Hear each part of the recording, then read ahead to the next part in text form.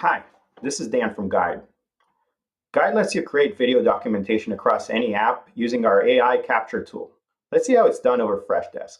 So here I am, and I'm going to start my capture. And this is, you can see Magic Capture is on, and I'm going to pick what I want to capture, which is knowledge and documentation, and simply start my process. So here I am. I'm going to do creation of a new company. Let's give it a name.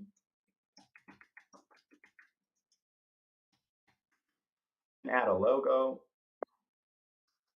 and create the company.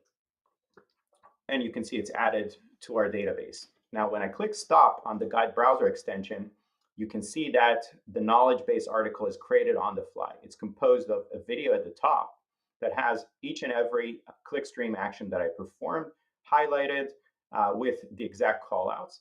And let's see what's happening here down below.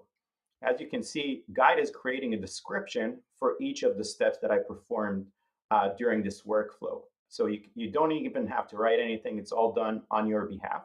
And once the description is done, you can also convert it into a voiceover across a variety of speakers and languages. In this case, I'm going to pick Sophia. And let's see that voiceover being added to the video.